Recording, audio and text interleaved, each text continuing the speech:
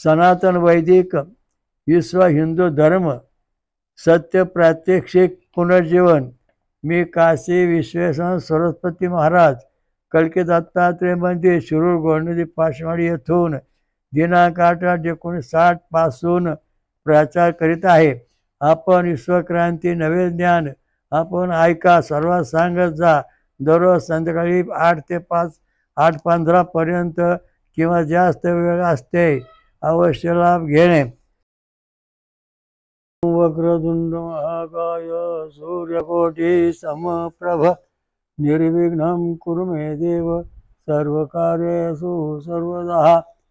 ओम सहस्रशीर्षा सहस्राक्षा सहस्र ओम सहस्रशीर्षा पुरुषा सहस्राक्षा सहस्रपाद स भूमि विश्वतो वृत्त्यादिदशांगुलम।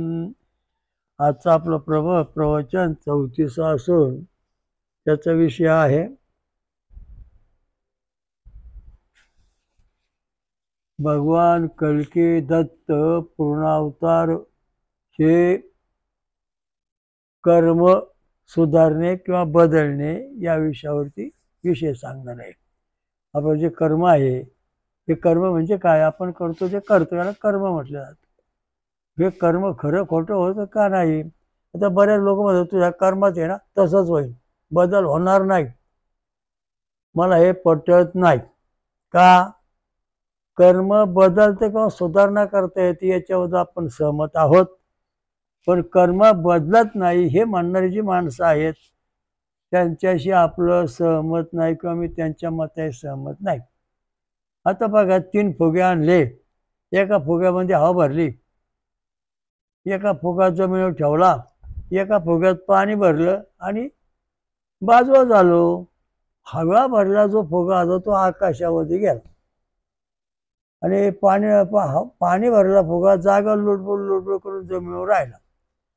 तेव्हा सांगितलं लोकांनी मला, असं पब्लिक म्हणाली की पाणी भरलेला जो फुगा आहे ना याचं कर्म कधीच बदलणार नाही, याचं कर्म कधीच बदलणार नाही। मग म्हणलं तुम्ही असं करा, हे फुग्यातलं पाणी काढून टाका। त्या फुग्यातलं पाणी काढून टाकलं आणि मग तो फुगा पण आकाशावर उंच गेला। म्हणजे त्या फुग्याचं कर्म बदललं की नाही, सुधारलं की नाही? सुधारलं, बदललं। का बदललं? त्याचं कारण असं आहे, आता आपण ते वाचून पाहू।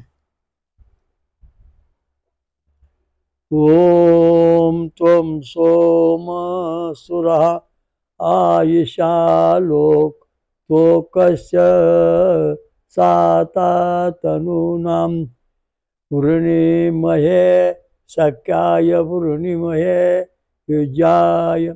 हे सोमा परमेश्वरा, तू सूर्य आहेस, तू जणू काही प्रकाशदाता सूर्यच आहेस, अन्नदाता आहेस। आमचा पुत्र पौत्रांचा शरीराशी आमचा संबंध चांगला राहू दे। आमचे व आमच्या परिवाराचे परस्पर संबंध सारखे असू दे। आम्ही तुझ्याशी मैत्री करू इच्छितो, तुझे सहाय्य मिळण्याची अपेक्षा करतात। या ठिकाणी जो आपला कर्म आहे ना त्या कर्माबद्दल सांगितलेलं आहे। तू सूरवीर आहेस, तू मित्र आहेस, तू आमचा उद्धार करणार आहेस।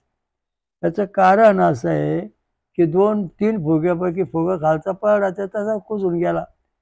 हवा भरलेला फुगा वर गेला, पाणी भरला जमिनीवर राहिला। यांचं कर्म बदलणार नाही म्हणून सगळेजण म्हणले, पाणी काढून टाकलं आणि त्याचं कर्म बदललं। तसं आपलं जे शरीर आहे याच्यामध्ये जे अमंगळ आहे, म्हणजे भूत्यान मार्ग पितृयान मार्ग, हे जे 2 मार्ग आहेत हे मार्ग आपण तोडून टाकले आणि देवयान फळ्यांचं फळं खाणे सोमरस पिण्याचा मार्ग सुरू केला। त्यामुळे आपलं फुग्यासारखी हवा होऊन आपण आकाशावर जाऊ शकतो। जोपर्यंत तुमचं खाणं पिणं सुटत नाही तोपर्यंत तुमचं कर्म कधीच बदलत नाही। तुमच्या वंशवंशी हे कर्म असं चाललेलं आहे आणि त्यामुळे सगळ्या घरादाराचा विकास खुटलेला आहे। कर्म बदललं पाहिजे। कर्म बदलायचं म्हणजे आहार बदलला पाहिजे, सोमरस पेला पाहिजे, कारण सोमरसाशिवाय कर्म बदलणार।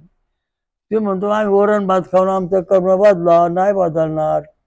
कारण फळांचा रस, उसाचा रस, नारळाचं पाणी, हे जे पद्धती आहे सोमरस आमरस, हा सोमरस जर आपण पिलो तर आपलं शरीर आणि देवांचं शरीर अगदी जवळजवळ येत जाईल. आणि मग आपण जर फुगा हवेत उडाला वर गेला, तसं आपण पाण्याचं फुग्यातलं पाणी काढून टाकलं, तशा प्रकारचं तो हवेत पूर्ण हवा भरली वर गेला. तसं आपण आहार बदलल्यानंतर आपली प्रगती होऊ शकते. माझ्याकडे बरेच PhD झालेले लोक आहेत, अभ्यास PhDचा अभ्यास करणारे पण आहेत. निर्णय आहेत काय अमेरिकेला, काही रशियाला, जपानला, इकडे तिकडे आहेत. तर PhD करण्याची मंडळी, त्यांना बुद्धी सुचत नाही. पण जेव्हा ते फळं खातात, नुसतेच फळं खाऊन राहतात, दूध पितात, तेव्हा त्यांना PhD होता येतं आणि नवीन बुद्धी सुचते. म्हणजे कर्म बदललं. अहो तुमच्या हातात आहे तुमचं कर्म, तुम्ही कर्म बदलू शकता. हा फुग्यात पाणी भरा, तुमचं कर्म खालीच. अमंगळ खा, इथंच बसा. आणि जर तुम्ही सोमरस पिला, फळांचा उपवास धरला, ते वर जाऊ शकतात फुग्यासारखे. म्हणून हे जे कर्म आहे, हे कर्म आपल्याला सोमरसामुळं सोपं झालेलं आहे. कारण उपवास करतो, खिचडी खातो, खजूर खातो किंवा निर्णय पदार्थ खातो, हा इथं प्रकार नाही. इथं फक्त सोमरस पिणे. एकादशीला सोमरस, सोमवारला सोमरस, सर्व उपवासाला सोमरस प्यायचा. म्हणजे आपलं जे पाणी भरलेला फुगा जसा जमीन लोळतो, त्यातलं पाणी निघून गेल्यानंतर त्यात हवा भरलेला राहते, मग तो हवेत जातो. तशा प्रकारचं आपल्या शरीराला जे काही अमंगळ आहे, ते सगळं सोमरस पिल्यानंतर नष्ट होतं, आपलं शरीर शुद्ध होतं. आणि मग आपण परमेश्वराच्या रस्त्याकडे लागतो, परमेश्वर प्राप्ती करून घेतो. म्हणजे आपलं नशीब कर्म बदललेलं आहे, कर्मात सुधारणा झालेली आहे, असंही ते सांगितलं गेलेलं आहे. दुसरा मुद्दा असा, तो सूर आहे, सूरवीर आहेस, हा व्होल्टेज नंबर 3 आहे. तो जर पॉझिटिव्ह 6-10 असेल तर तुम्ही सूरवीर आहात. कर्मामध्ये सूरवीर आहात. तुमचं कर्म तुम्ही बदलू शकता, पुढे जाऊ शकता, हिंमत आहे. जर समजा हा हा तुमचा व्होल्टेज नंबर 3 6 MM 10 MM असेल तर 60% 100% तुमचं कर्म सुधारलेलं आहे, चांगलं झालेलं आहे, त्यात तुमची प्रगती होणार आहे. पण हाच व्होल्टेज 3 MM आला तर तुमचं कर्म 30%, म्हणजे सुधारणे अवघड आहे. जर आधी कोण आलं तर काय तुमचं कर्म सुधारतं, का नाही सुधरत. आणि निगेटिव्ह आलं तर कर्म बंद, सूरवीर अवस्था गेली, निवड पळांगी आला, असं दृष्टी नाही. म्हणून आपल्याला ईश्वर प्राप्ती करण्याकरता आणि कर्म जे आपलं आहे ते शुद्ध होण्याकरता फळं खाल्ली पाहिजेत. देह शुद्ध करून भजनी भजावे. देह शुद्ध झाल्याशिवाय आपला परमेश्वराशी वाचता येत नाही, असे तर सांगितलं गेलं आहे. पुढचा मुद्दा काय आहे, तो जणू काय प्रकाशदाता सूर्यच आहेस, अन्नदाता आहेस. आमच्या पुत्रपौत्रांच्या शरीराशी आमचा संबंध चांगला राहू दे. कारण आपलं कर्म जे आहे ते कर्म जर चांगलं असेल तर आपलं एकमेकांशी शरीर संबंध किंवा आपलं नातेसंबंध चांगले राहू शकतात. आता गोष्ट अशी आहे, राम शंकरा ध्यान करतो, शंकर रामा ध्यान करतो. ही एकमेकांचं ध्यान करून हे तुटक आहेत, लाखो मैल दूर. त्यामुळं त्यांचं कार्य म्हणजे हे संयुक्त कार्य नाही, हे कार्य म्हणजे विस्कळीत कार्य आहे. रामाच्या शरीरामध्ये ब्रह्म आहे आणि शंकराच्या शरीरात पण ब्रह्मच आहे. तेव्हा हे दोघं एक अगदी जवळ येणार, म्हणजे आपलं पुत्र पौत्र सगळे सुख शांती मिळणार. म्हणजे आपलं सगळ्यांचं कर्म जे आहे ते 1 नंबरमध्ये येणार आहे, बाजू जाणार नाही. कृष्ण राधेच्या शरीरावर हृदयामध्ये आहे, राधा कृष्ण हृदयामध्ये आहे, अशी यांची एकमेकांची भक्ती आहे, असं आपण वाचतो, ग्रंथात लिहिलं असतं. ही वैकल्पिक कर्म आहे, वैकल्पिक. या कर्मापासून कोणा दोघांची काही होणार नाही. अहो नुसती आठवण आहे कृष्णाची, राजाला कृष्ण आठवण, रामाला कृष्णा राजाची आठवण.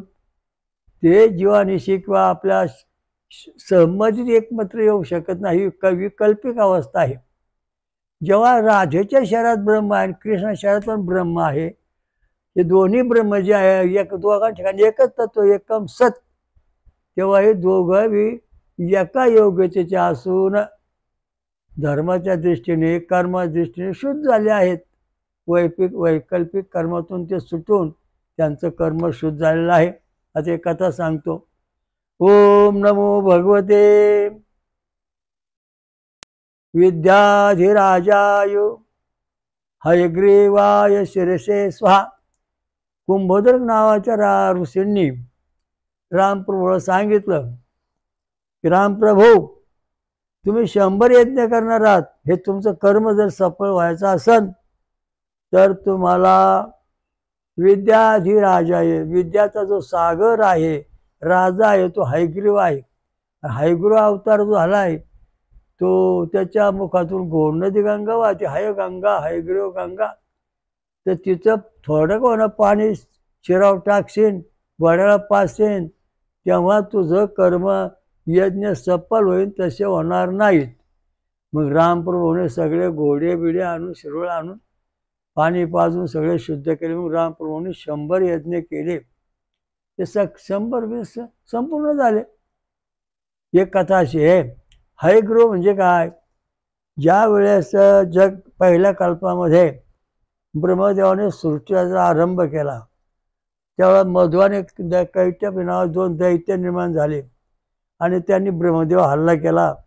ब्रह्मदेवाचे वेद चोरून पाताळात नेले आणि त्यामुळे ब्रह्मदेवाचं कार्य संपलं. ऋषी देवता छंद स्वर कसे मांडायचे हे विसरला.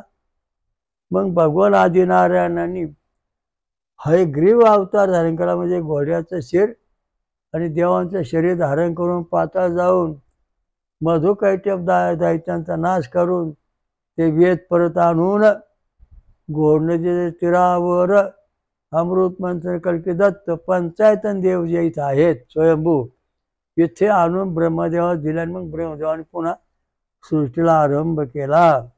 हा झाला एक कल्प. एक कल्प म्हणजे 864 कोटी वर्ष. एवढा काळ भगवान, पहिली गंगा गोमनदी निर्माण झाल्या जगामध्ये, दुसरी गंगा निर्माण झालेली नाही.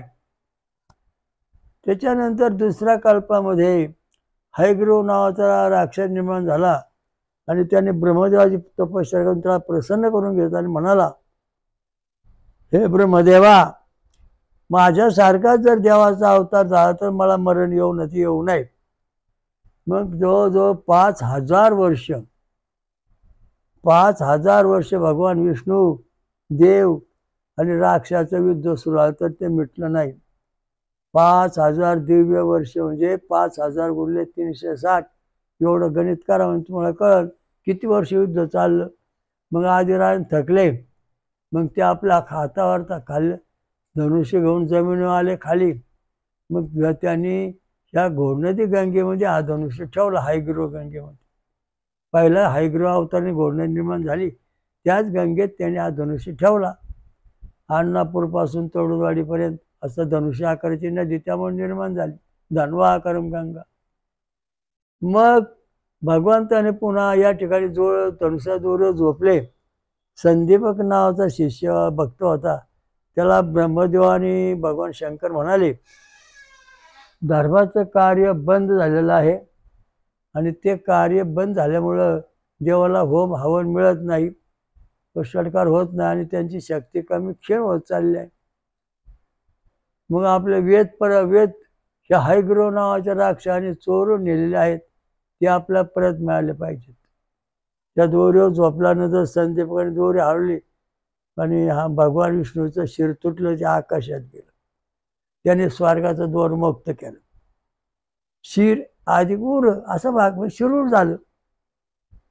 आणि घोड हयग्रीव गंगा म्हणजे घोड नदी हे गाव सुद्धा विष्णू तत्वाचंच नाव आहे. शिरूर हे सुद्धा विष्णूचंच नाव आहे. त्याप्रमाणे या ठिकाणी तीर्थक्षेत्र निर्माण झालं. मग भगवंताने हयग्रीव अवतार धारण केला घोड्याचं शिर, देवांचं शरीर, आणि पाताळात जाऊन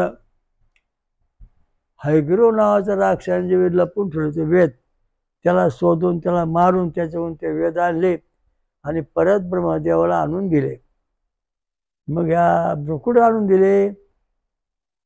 सिद्धगिरी, सिद्ध पहाड याच्या दक्षिणेला अमृतकल्की दत्त पंचायतन देव जे आहेत एका शिवाय स्वयंभू प्रगटले या ठिकाणी आणून दिले. इथं जगातल्या ब्रह्मदेवाने मग पुन्हा सृष्टीला आरंभ केला. तर सांगायचा मुद्दा असा आहे की हे जे कर्म आहे, हे कर्म आधी नारायणाने शुद्ध करून पुन्हा वेद आणून दिले. ते कर्म जसं तसं चालू झालं. वेद नसते आले तर हे कर्म जसं तसं चालू झालं नसतं. ज्वारी सारखी ज्वारी, बाजरीसारखी बाजरी, गव्हासारखा गहू, माणसारखा माणूस, विंचासारखा विंचू, हातीसारखा हाती, शिवासारखा शिव, म्हणजे प्रत्येकाच्या येऊनला छंद आणि स्वराने जोड देऊन हे ब्रह्मदेवाने सगळे जग वेदांच्या मार्फत तयार केलं, निर्माण केलेलं आहे. मग या तयार केलं हे कर्म जे आहे शुद्ध कर्म, हे शुद्ध कर्म झाल्यानंतर हे वेद सुरू झाले. मग जगातली सगळ्या संस्कृती व कुठं म्हणे ते आर्यकडून खैबर खिंडीतून आले, हे इकडून आले, ते तिकडून आले. भारतामध्ये सगळ्या जगाची संस्कृती पहिली उदयाला आली ती घोड नदी शिरूर गावामध्येच. याचा वेदात उल्लेख आहे, पुराणामध्ये उल्लेख आहे. जास्त अभ्यास करून समजन. कारण घोड नदीचं क्षेत्रफळ जे आहे ते 21,600 किलोमीटर चौरस आहे.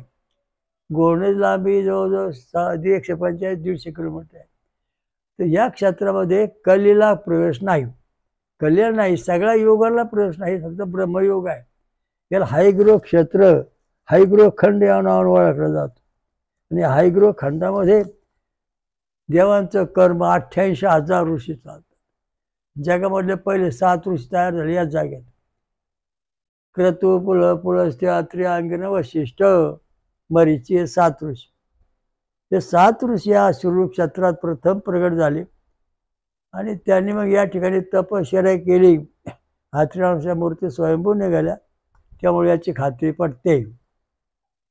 सांगायचा मुद्दा असा आहे की 7 ऋषीनंतर 88,000 ऋषी निर्माण झाले आणि 88,000 ऋषींनी मग आपलं वेदांचं कार्य पुढं सुरू केलं, कर्म सुरू केलं, वेद कर्म, कर्मकांड.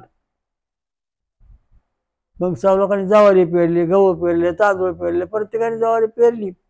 परंतु यांना जे वेदामधून साचा दिलेला आहे किंवा नियम दिलेला आहे प्रत्येक येऊनला 84ला, ती जशी तशीच अजूनपर्यंत वाढते, त्यात काही फरक झालेला नाही.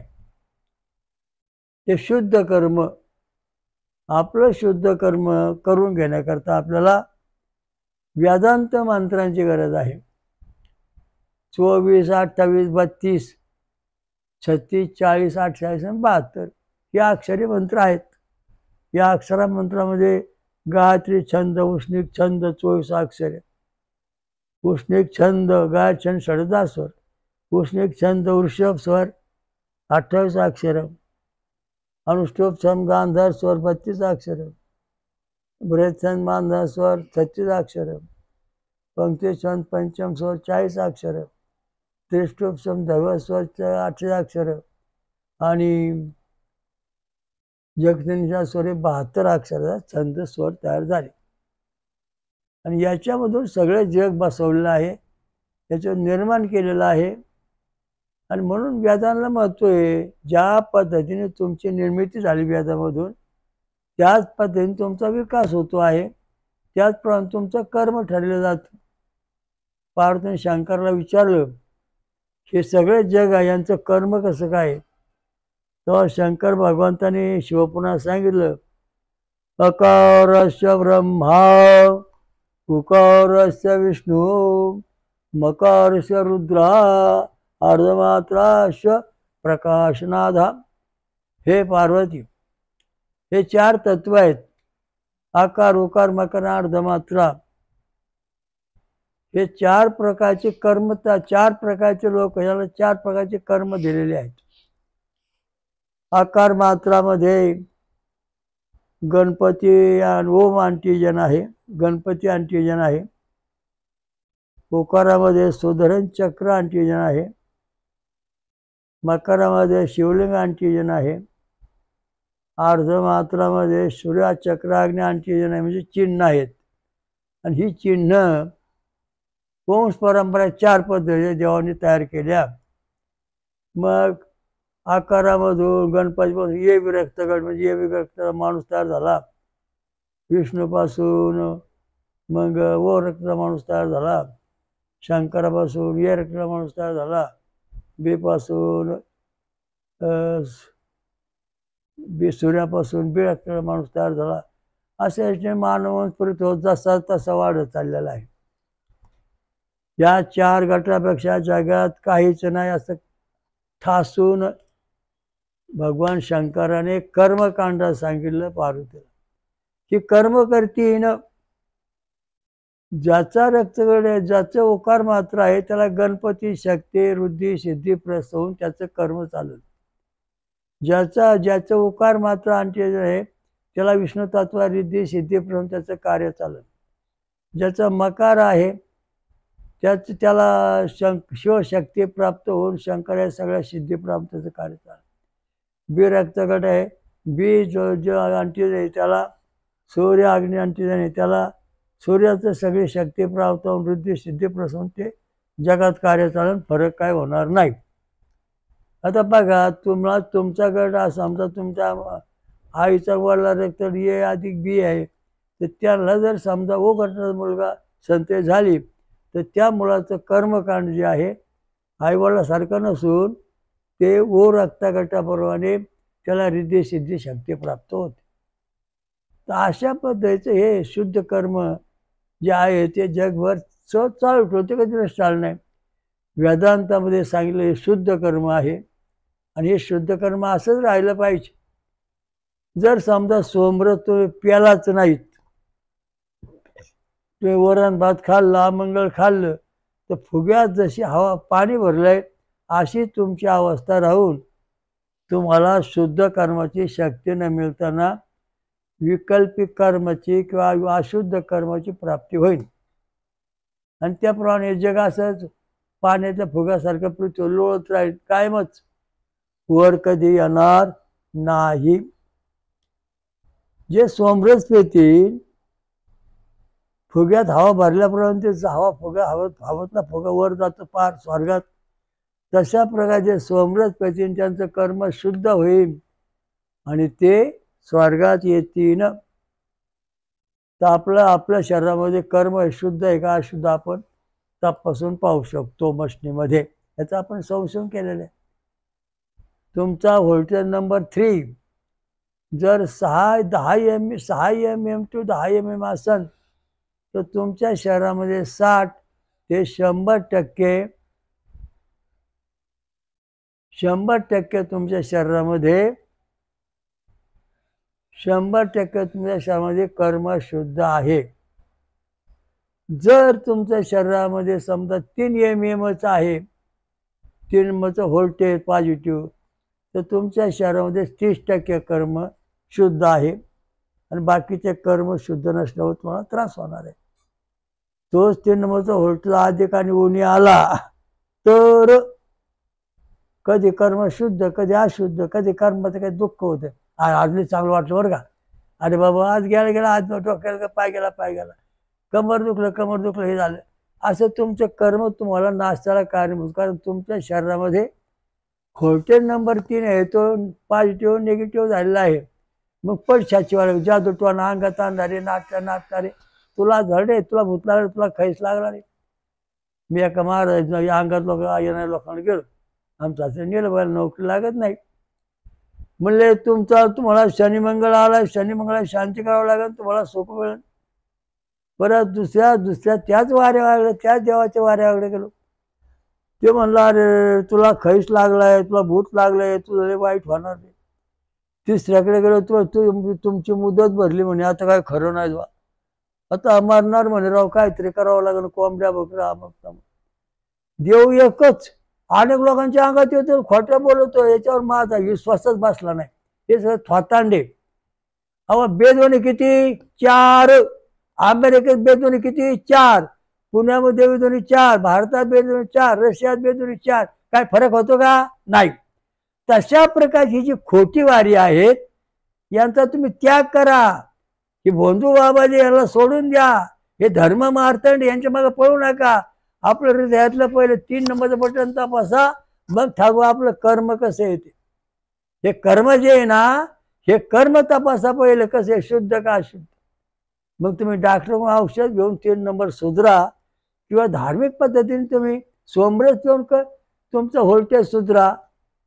कारण अनुष्ठुप छंद आणि गांधार स्वरामध्ये कर्माचं वैभव सांगितलेलं आहे. शूर आहे का तुम्ही? आहे. अन्नदाता आहे का? आहे. मग तुम्ही मैत्री करता का? आहे. तुमची माणसं एक जागी एक जीवाची आहेत का? काय एक जीवाची आहेत? तर तुमचे जे सगळ्यांचे व्होल्टेज आहेत 3 नंबरचे, ते 6 ते 10 एम मध्ये आहेत. म्हणून तुमचं कुटुंब एकत्र असून तुमचं कर्म, कुटुंब एकत्र असून तुमचं कर्म शुद्ध असून तुमचं उत्पन्न चांगलं आहे.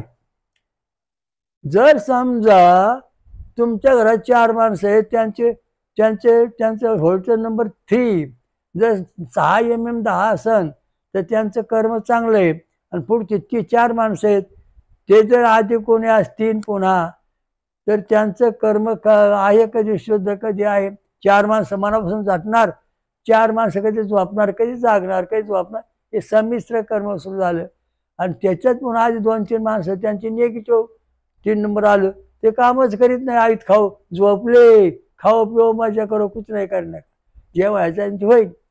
अशा निराशावाद्याची ही कर्म आहेत. तेव्हा आपलं जे कर्म आहे ते आपण बदलू शकतो, सुधारू शकतो. आणि ते कल्की दत्त, भगवान कल्की दत्त हा पूर्ण अवतार आहे. म्हणून वेद मंत्र एकट्याकडे आपण भक्ती केल्यास ही कर्म सुधारतात. ये बिनी गणपतीची, ओनी विष्णूची, येणी शंकराची, बिनी सूर्यनारायणाची भक्ती करायची. म्हणजे आपलं जे कर्म आहे 3 नंबर व्होल्टेज जो आपल्या शरीरात प्रत्येकाचे आहे, तो पॉझिटिव्ह 6 ते 10 mm पाहिजे. तेव्हा आपल्या हातात धन दौलत पैसा अडका कायम टिकून राहील आणि आपला दुःख कधी होणार नाही. जर तुमचा आधी कोणी 3 नंबर असेल तर तुम्हाला सुख शांती मिळणार नाही. आणि 3 नंबर जर तुमचं निगेटिव्हच असेल तर तुम्ही कर्जबाजारी झाल्याशिवाय राहणार नाही. अशी वस्तूची आतापर्यंत तपासणीत आणून आलेली. अजून संशोधन चालू आहे, काही संशोधन चालू आहे अजून, ते पाहतोच आहे. सांगायचा मुद्दा असा आहे की हे जे कर्म आहे ते कर्म आपल्याला शुद्ध करायचं. फुगा घ्या, फुगा, पाणी भरा, भरलं, हो, आणि एखादा हवा भरा, भरली, 1 तासात ठेवला, हवा भरायला फुगा वर गेला. मग हे पाणी भरलं फुगा वर का जात नाही? अहो ते कर्म आहे, ते असंच लोळणार, त्याचं कधी चांगलं होणार नाही, ते असंच बोंबलत राहणार. अहो त्याला शिव्या शाप लागलाय, त्याचा काही उपयोग नाही, असंच मरू द्या, असे म्हणणारी माणसं मेले पाहिजे. पण त्या फुग्यातले पाणी सोडून देणं, हवा भरली, तो फुगा हवेत उंच गेला, त्याचं नशीब बदललं, कर्म बदललं. तसे तुम्ही कुठल्या जाती धर्मातले असा, पण जेव्हा तुम्ही सोमरस पितान तेव्हा तुमचं नशीब हव्याच्या फुग्यासारखं उंच होऊन देवधर्मात प्रगती करीन. भौतिक दैविक आध्यात्मिक तशी प्रगती होणार नाही.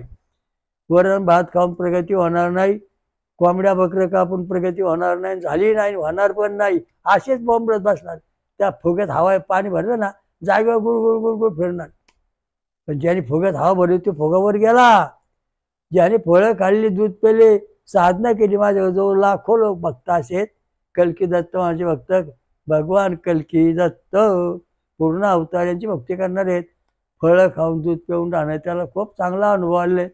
त्यांचे कर्मबद्ध आहेत, नोकऱ्या लागल्यात, काय कायला इस्टेटी मिळाल्यात, काही मोठ्या गाड्या घेतल्यात, कोणी बंगले माडे बांधल्यात, कोणी शेती बांधली, कोणाची लग्न कार्य झालेत. अडथळे सगळे संपले, शनी मंगळ नाही. जोपर्यंत फुगा पाण्याने भरलेला पृथ्वीवर लोळतोय तो पृथ्वीचा शेण लागणे, माती लागणे सगळे त्याला चिकटतात. तशी सगळी जी भूतं खेतं किंवा जे तो ग्रह आहेत हे सगळे चिकटणार, ते सोडणारच नाही. कारण का, तर तुमच्या शरीरामध्ये फुग्यासारखं अमंगळ सगळं आहे. हे सगळं धुवून काढलं पाहिजे. ते फुग्यातली हवा सोडून द्या. नवा मार्ग धरा, नवं ज्ञान मिळवा, नवं ज्ञान तत्वज्ञान ग्रहण करा आमचं. तेव्हा तुम्ही पंडिता हो, सर्व शास्त्री हो, वर जाता ते जाणार नाही. हा कोण शास्त्री? वरण भात खातोय, तो पितर तत्वाचा. हा कोण पंडित? हा रोज काहीतरी वाकडं खातोय, म्हणजे हा खालच्या मार्गाचा वर जाऊ शकत नाही, त्याला गती नाही. हा कोण फळं खाऊन दूध पिऊन राहतोय, हा फुग्यासारखा झाला, हवेत भरलेला फुग्यासारखा परमेश्वराशी रोज गप्पा मारतोय, देवाशी रोज संवाद साधतोय, असे लाखो लोकांना अनुभव येतोय. अशी तुम्ही साधना करा, म्हणजे तुमचं कर्म शुद्ध झाल्याशिवाय राहणार नाही आणि शुद्ध करता येतंय. भगवान कल्की दत्त पूर्णावतार हे मानवाचे, सर्व जीवांचे कर्म सुधारणार किंवा वाक बदलणार असे कार्य करतात. तुमचं कर्म बदलायचं असेल तर काय 1 महिन्याच्या आत बदलून जाईल. तुम्ही फळं खा, दूध प्यायले की तुमचं कर्म बदलणार, तुमच्या दैवी शक्ती उतरणार, येणार, अंगात वार येतोय. अहो हे कोंबड्या बकरं खातोय, हा म्हणजे खाली फुग्यासारखा लोळतोय, वर जायला जागा नाही. हा कोण वरण भात खातोय, याच्या अंगात येते, वर जायला जागा नाही. अहो हा अंगात येते, फळं खातो, याला वर जागा, फुग्यासारखं चालला वर. याचं कर्म बदललं, हे श्रेष्ठ वारं ठरलं. बाकीची बारी ही वेगवेगळी. तुम्ही तुमचा विचार करा, समाजाने स्वतःचा विचार करा. आपलं कर्म बदलायचं का रद्द करून ठेवायचं, तसंच गडबडून ठेवायचं. जोपर्यंत तुमचं शरीर त्या पाण्यात, फुग्याच्या पाण्यात शुद्ध होत नाही, तोपर्यंत तुमची प्रगती कधीच होणार नाही, अशीच राहणार. परंतु जेव्हा सोमरस पितान, बाकीचा कुठला फराळ सांगितलेला नाही वेदात, सोमरस पितान, फळांचा रस, उसाचा रस, नारळाचं पाणी, आमरस, हे जेव्हा तुम्ही साधन वापरता सतत मधून मधून, तेव्हा तुमचं शरीर पूर्ण शुद्ध होऊन तुमचं जे कर्म आहे, नळलेलं अर्थ ते नीट होणार. अला आमच्या कर्मातले अर्थ आले, धंदा मिळणार, पाणी मिळणार, अमुक होईना, कोणी जवळ करीन नाव, आमच्या नातनानं आम्हाला हाकलून दिलं, कोणी जवळ करून आपल्या खिस्सामध्ये कीर्ती संपली, आपलं पण वाटोळ झालं. याचं कारण एकच आहे की तुमचा 3 नंबरचा व्होल्टेज आहे ना, तो झिरोमध्ये आला आहे. म्हणून तुमचे सोयरे दायरे तुम्हाला सोडून गेले, त्यांचे आकर्षण तुमच्याबद्दल आपुलकी राहिले नाही. एक जण मला, महाराज आम्हाला कोणी सोयरे दारे मिळत नाही, मला कोणी जवळ करीत नाही, आम्हाला वाईट टाकलं, आता काय करावं? म्हणजे घाबरू नको, तू काय करतो असं असं. म्हणजे फळं खा, दूध पे, 1-2 महिने भेट. फळं खाऊन दूध प्यायल्यानंतर सगळे सोयरे दारे त्याला मिळाले, कारण तो 3 नंबरचा व्होल्टेज 6 ते 10 mm झाला. आणि मग सगळे सोयऱ्यांचा वाटलं, वा वा वा, तू फार चांगला, तू फार चांगला, आणि मदत केली, त्याची परिस्थिती सुधारली. तशी आपली सुद्धा परिस्थिती 100% सुधारणं एकच देव आहे. तो देव जो आहे तो आहे भगवान कल्की दत्त पूर्णावतार. ओम सहस शीर्षा सहस्राक सहस्पात पुढच्या दशांगुलम. काय म्हणे, महाभारत युद्ध चाललं, अर्जुन खाली बसला, त्याचं 3 नंबर खाली आलो, निगेटिव्ह, त्याचं धैर्य खचलं. कृष्ण म्हणले, अरे याडा तो धैर्य खचलं.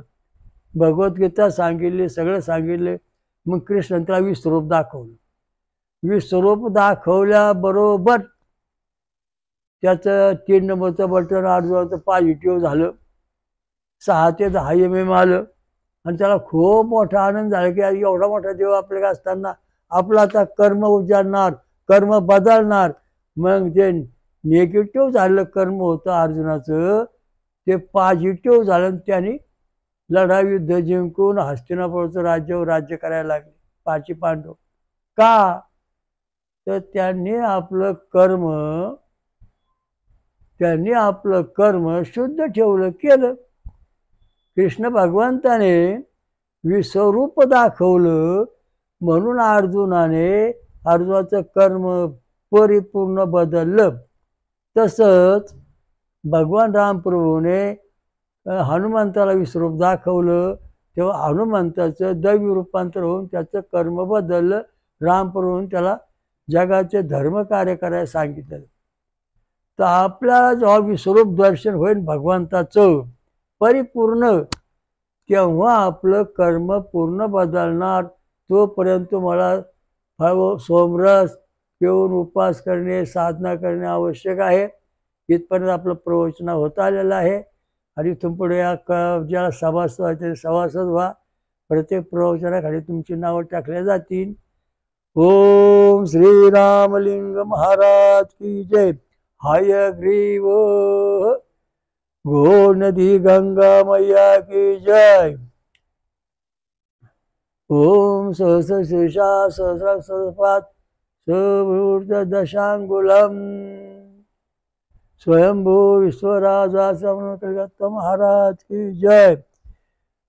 जगात आणि महाराष्ट्रात 5 शक्तीपीठ स्वयंभू निर्माण करणारी महापंचसागरी महादुर्गा माता की जय. शनीश्वर महाराज की जय. सर्व देव देवता की जय. साधु संतन की जय. हरिओम दत्त. श्री गुरुदेव.